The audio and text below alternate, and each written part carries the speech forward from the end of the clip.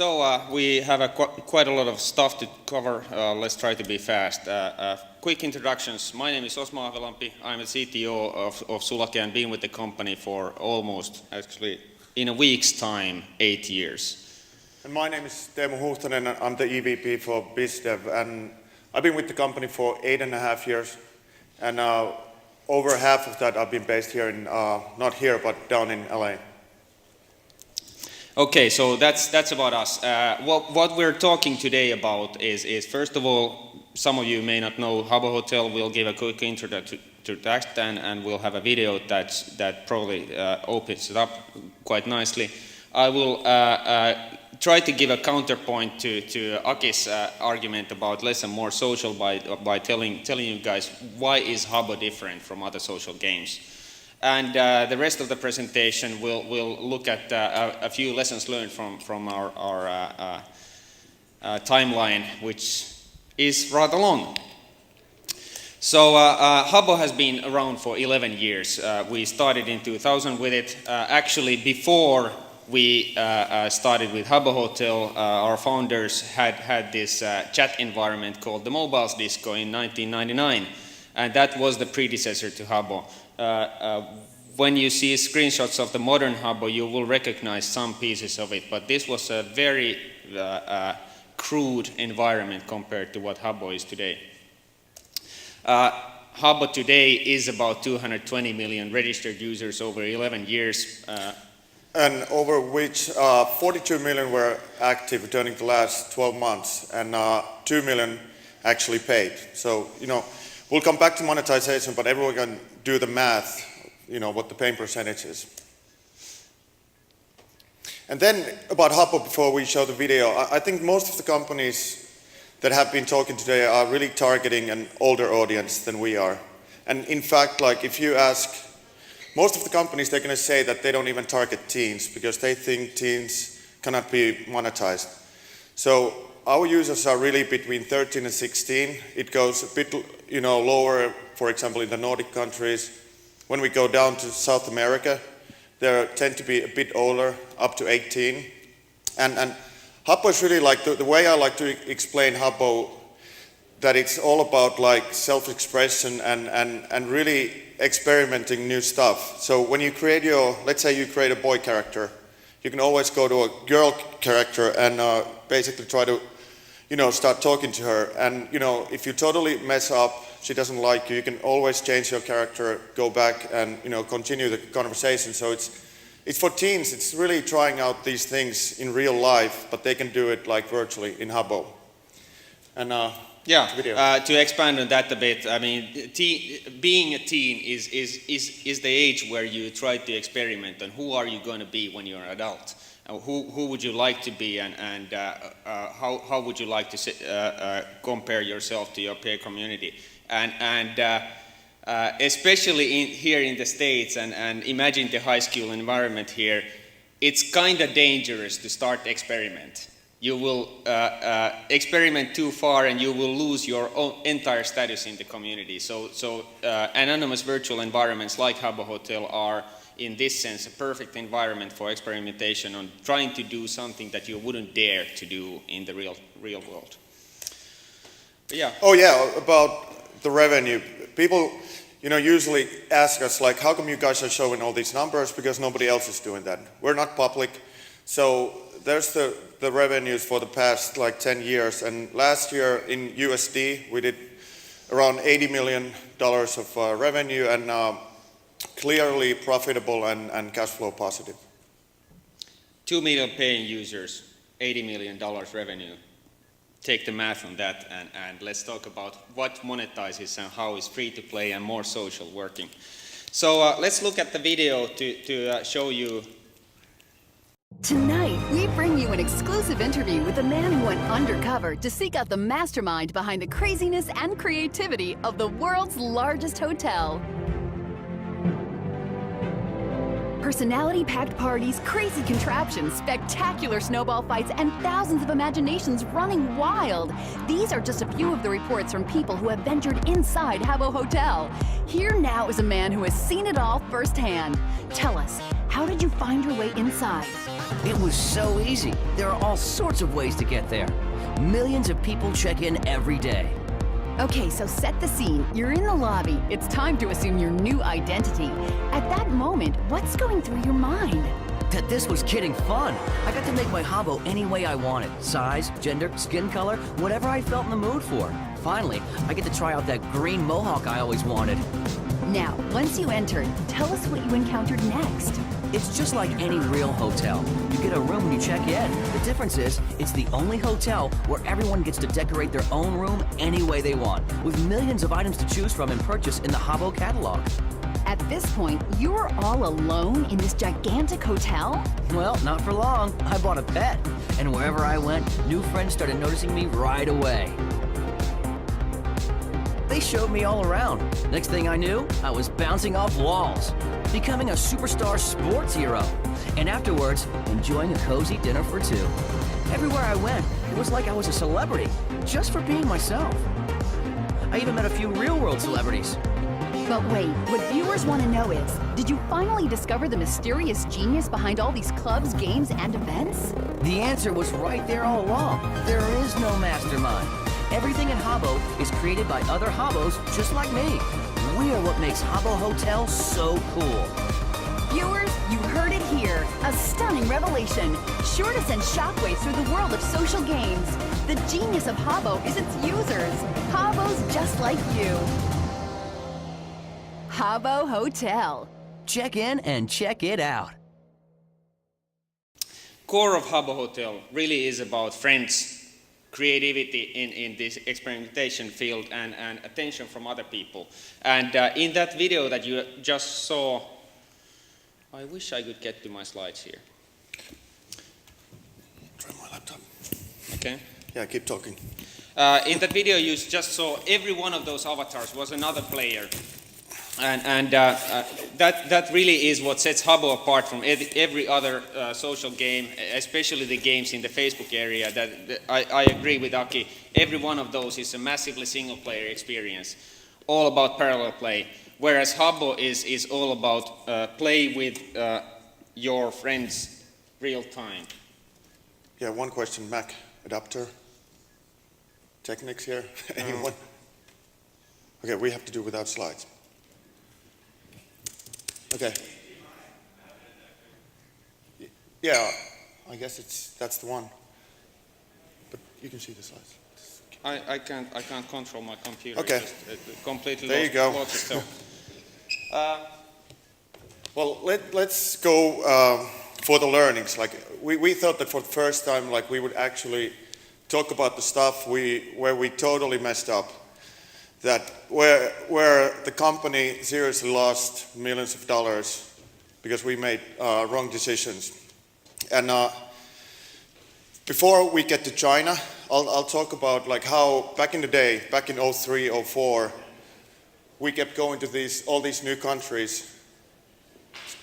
And everyone else, or nobody else was talking to the media companies, like traditional like TV stations or radio stations, print, what have you.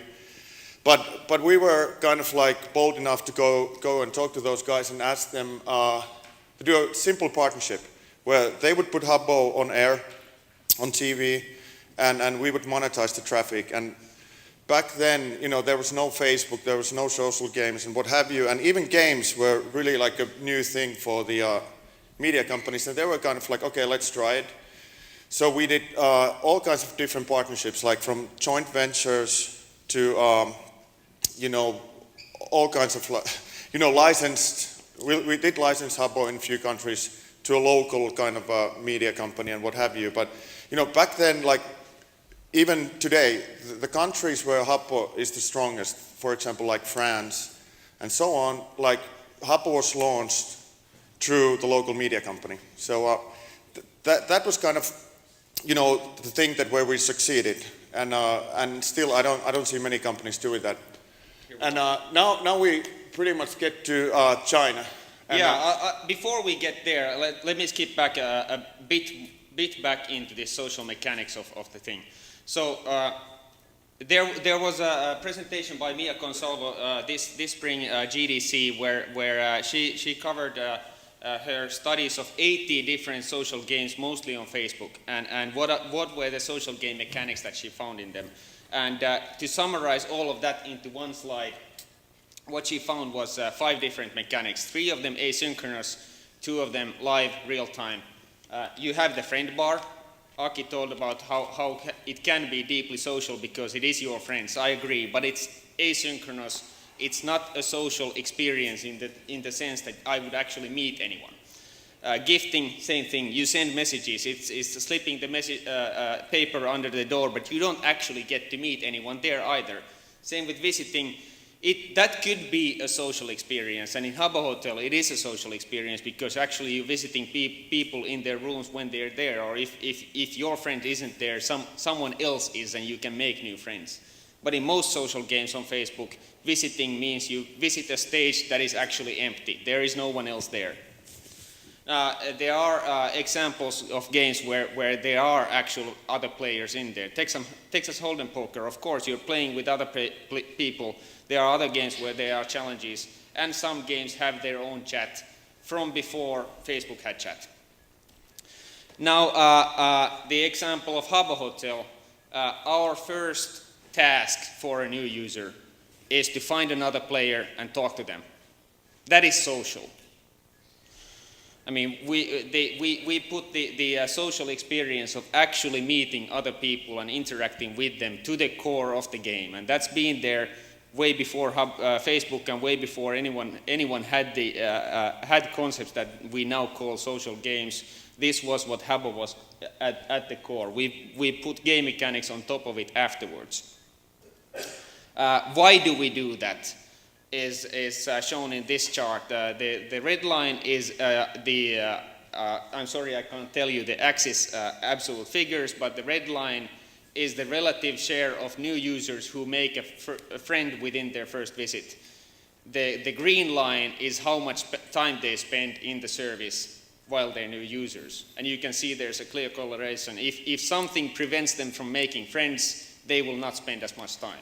So having friends is a really important engagement figure, which is why we drive it all everywhere.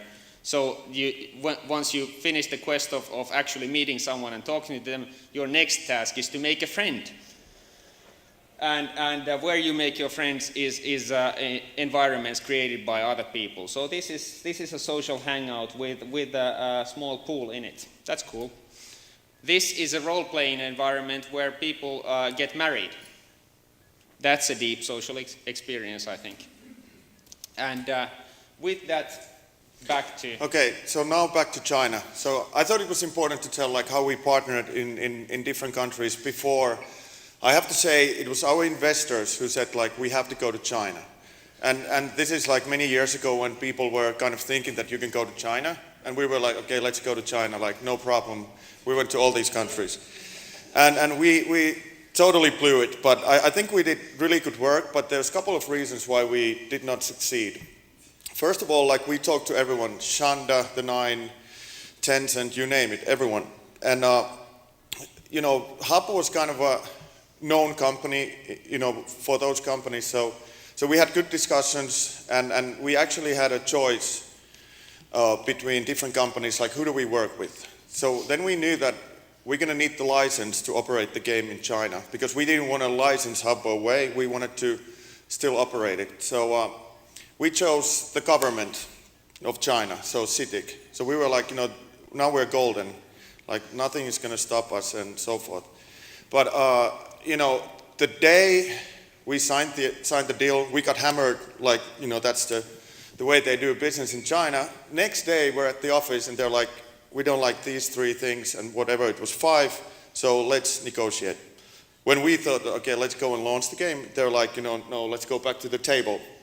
But even, you know, before this moment, there was so many technical reasons and difficulties that we didn't know before we went to China. Like, maybe we didn't do our homework, but a lot of stuff came up as we, you know, were setting up the office and what have you. And Osma can talk about the technical difficulties. Yeah. So 2 primary things that we were prepared to deal with. First of all, we were using shockwave technology at a time. I will get back to that, but that was a problem because there was no Chinese language shockwave version. The second one was that China even in 2006 it was bigger than most other markets in terms of internet penetration. A number of people online already back 5 years ago, and games were a huge deal. So we thought we will have to deal with numbers concurrency that we haven't ever dealt with before, and the scale will be a difficult problem. Our partner definitely told us that the scale will be a difficult problem, and that we need to be able to deal with 500,000 concurrent users at the same time on the launch day. So okay, let's do the math. We've done 70,000 until now, and 500,000, 8 times more. So we went into a big development phase, during which pretty much everything changed many times over. We were working on scale. I think we got it to work on that scale. Problem is that it never launched because of other reasons. Yeah. So what we learned there is that we need to launch earlier. We cannot spend 6, 7, 8 months doing one thing and then maybe fail it. And this chart illustrates why. I've chosen the axes completely at random. I've tried to make it readable. But what you have here is essentially red is costs. You are developing something and that costs money. Green is revenue. You're getting it at some point. And blue is your cumulative cost or loss on the timeline. If you're doing upfront development for 8 months, you're not getting any cost, and your revenue and your costs are accumulating up. In this particular chart, they're going to minus 2,000. You could call it minus 2 million, minus 2 billion, whatever you want to. And on the right side, because you launched earlier, let's say month 3, you are starting to get revenue as well. So you never accumulate as deep down in the minus side, even though you actually spend more money over the time. And why this is important is that if you break the project at month 9, you're either minus 2 million down in the hole, or you're minus 500,000 down in the hole. I would rather be minus 500,000 at that point. So until then, we had done waterfall, big projects, big launches. From that point onwards, we did iterative development.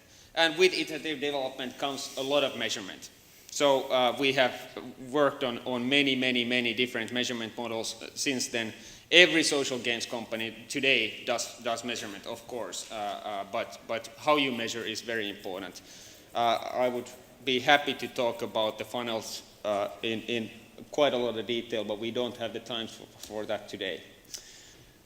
2008 came along. Yeah, Facebook showed up, and I remember, like, the first discussions that I had with our CEO, we were saying, like, Facebook and games is never going to happen. We were so annoyed with all the requests and what have you that we were like 100% sure that it's a fad and it's going to go away, so we don't need to do anything about Facebook.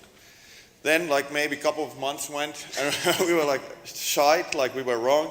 We have to do something about this, and we saw all these competitors to pop up, and we saw that our users are going to play those games. And the only thing back then, 2008, was like Habbo would not work on that platform, so we couldn't go on Facebook even though we wanted. And yeah, and that reason was the same reason that was one of our problems in China, Shockwave Player.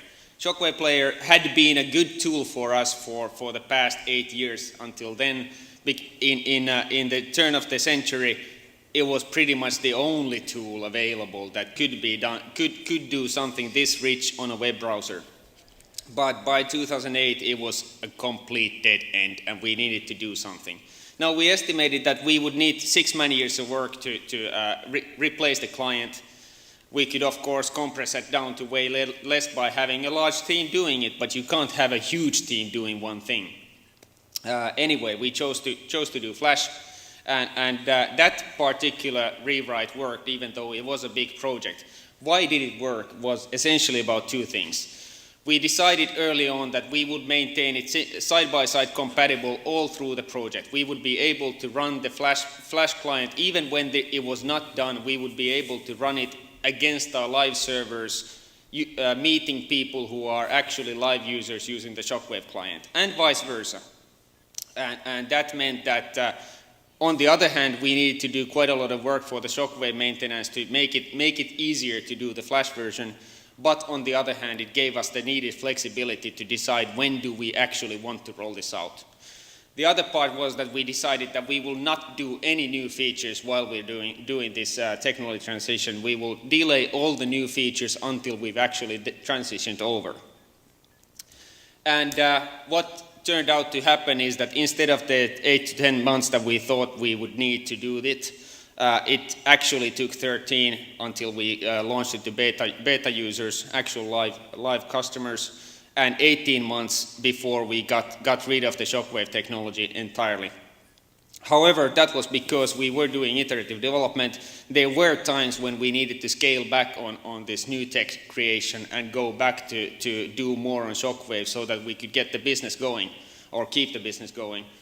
And we weren't in enormous pressure to complete the work because we could parallelize both tracks all the time. And of course, we did run both side by side for 6 months, and that gave our users the opportunity to actually voluntarily decide when they want to transfer over. And at the end of the day, we didn't have to force anyone to move over because the Flash client was so much faster and so much more convenient to use. Okay, so what are we working on right now? Here's a picture of these teens playing something what we call Battle Banzai, but the point is like they can call it whatever they want. So for this, one of these users, first of all, had to buy all these different items you see here. So everyone can set up their own games, invite their friends, and set their own rules. And that's why Osma and I were saying that Habbo is a social game, because it's like real people playing against real other people in real time. And this particular game mechanic supports 4 teams, 4 person per team, so that's 16 people multiplayer, player versus player. Yeah, so in a nutshell, we're focusing on bringing in more game elements to Habbo, making more like a game-like. So, into the monetization. Teemu, you want to start with this? Yeah, sure. So, Habbo is free to play, freemium game, and really the money comes from those, when the people, for example, set up those games that you just saw. And we do have like our own subscription or membership, which we call Habbo Club or Habbo VIP. And constantly it's around 30% of the revenues on a monthly basis. And then like other really well selling, kind of categories would be pets. So different kind of like, cats, dogs, and you have to buy food for them and so forth. Train them, so forth. Yeah. You want to talk about the marketplace? Yeah, sure. So one of the things that sets Habbo apart from many other games is that we actually do have a free trade marketplace in many different forms inside a Habbo community. We allow people to trade things on a face-to-face basis. We also have a marketplace for auctioning within the game. And the other I will be talking, if time allows, I'll be talking some more details on that. The other thing is that, this is probably true for any other free-to-play developer, but we really do see the non-paying users as a valuable part of the community, even though they're not directly bringing revenue. None of our paying users would be paying if there wasn't the other audience and other culture by the other members around. Okay, so one way to monetize these non-paying users is definitely advertising, and this is what we call 3 Ps. So person, place, and peer influence. So obviously not all, but a lot of companies are using advertising as like one of their revenue source. And but I think we have a different approach. Like in Zynga games, if you see, McDonald's or what have you, it's kind of a one-person experience. Like, you might see, the branded items in your game, but nobody else is really there. You don't interact with the brand that much. So what we do is like we always engage the users first. So what we found out works really well is to give them different like what do you call them? Effects. So you can maybe hover around and move around, or you have cool clothes, what have you, but they're always branded. So like here's three different examples. They're all movies, but we've done this for all kinds of other advertisers. But once you have one person to wear that blue head for like Megamind, and the other person sees that they want to have the same head right away, and as you can see, like I think with Megamind within the first 24 hours, like something ridiculous, like 2.2 million people were wearing these heads. So obviously it's much more powerful than building like a virtual room or what have you to get the word out.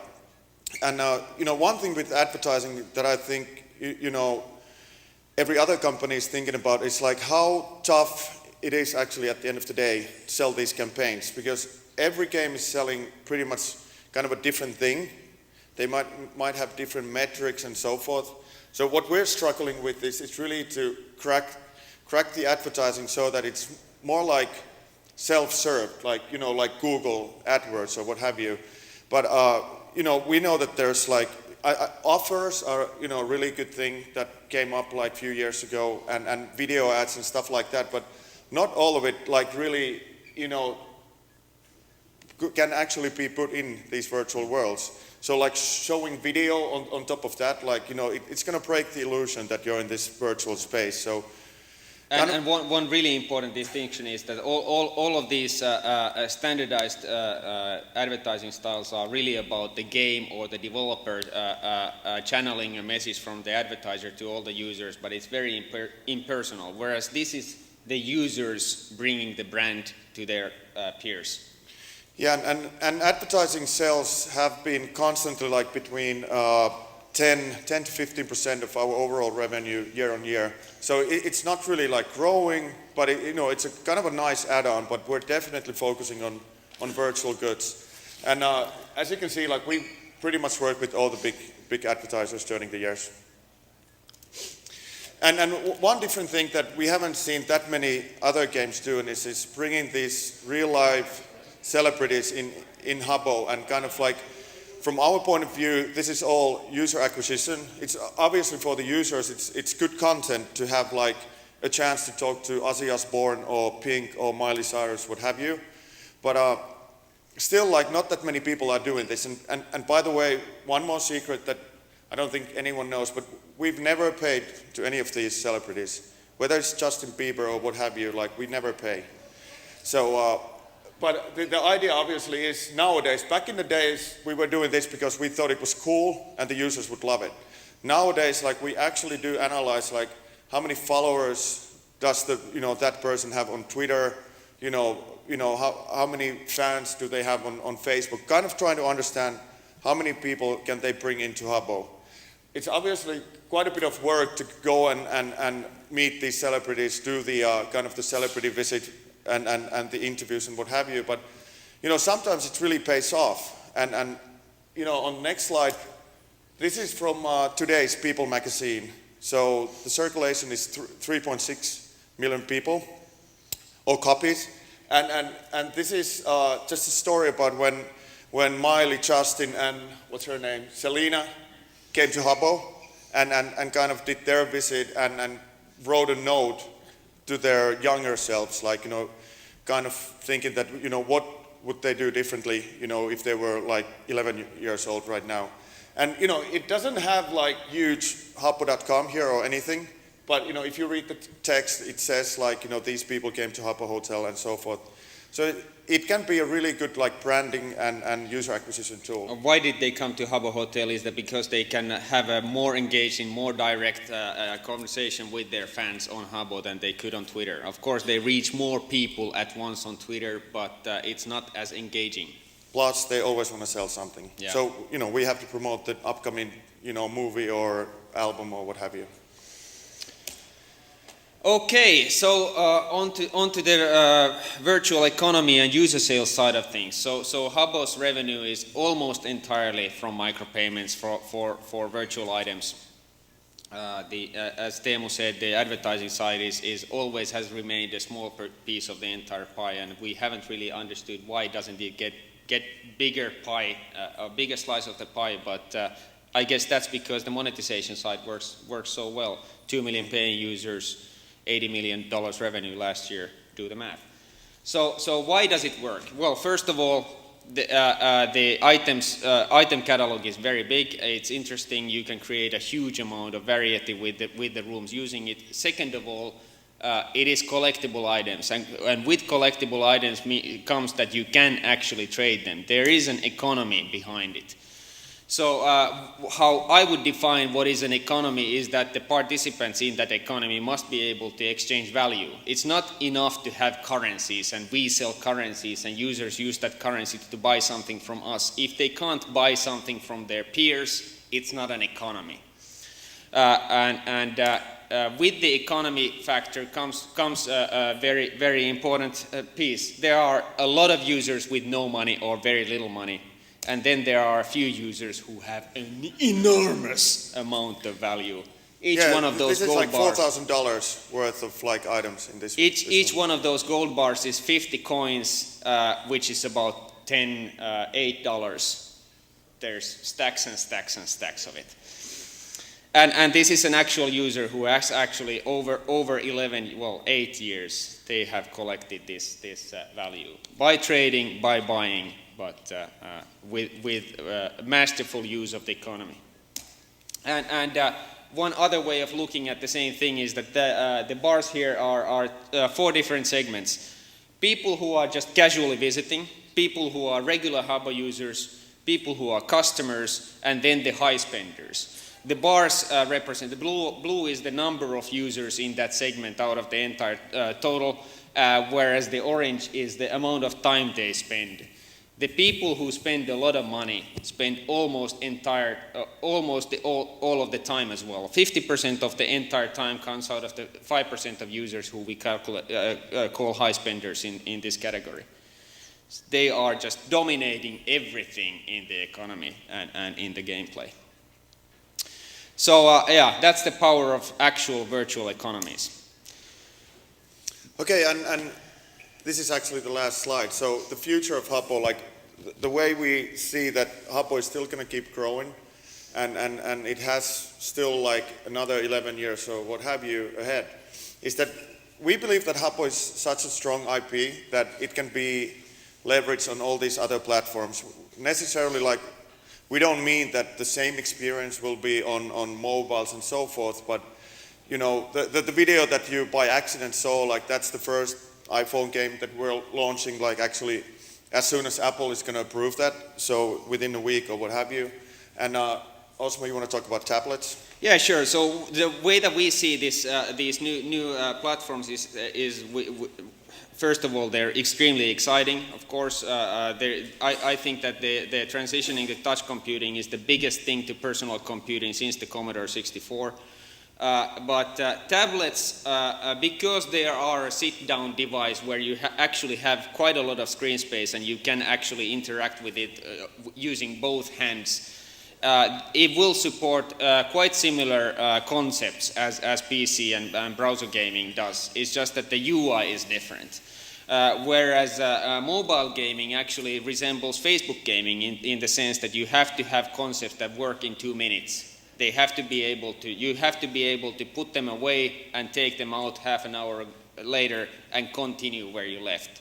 It doesn't support real-time interaction as well as tablets and PC do.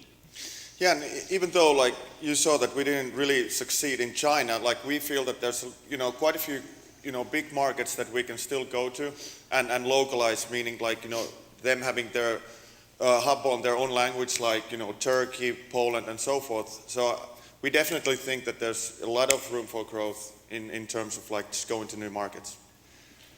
And I guess that's it. Like one more lesson learned. Next time we have to check, that the computer works. Yeah, well, we did, but it broke down in the middle. Any questions? We are a bit over time already, but. We have time for maybe one. Okay. I saw your hand first. I just have a question about your development. You were talking about the users being side by side when you had to switch over from Shockwave. I'd like to know if you were talking about moving to Facebook at the same time. Were you talking about users making the choice to switch to Facebook, or were you talking about your regular game making the choice to switch there or go to Facebook? Good question. I was actually, the question was where did users make the side-by-side choice? They made it both ways. The Shockwave client and the Flash client were available to users at the same time, and we first we gave Flash available to a beta group early on. Then we made it voluntary for everyone. Then we later on turned it into a default, but made it possible for you to play with the Shockwave client if you really wanted to. Then we took that away. So that was always voluntary. Same with Facebook. You are now able to play the same character on the destination site and on Facebook and interact with users coming from both channels. Did the Shockwave accounts switch over? Shockwave was gone by the time that we launched Facebook. Thanks. Okay. Thanks, guys. Thank you.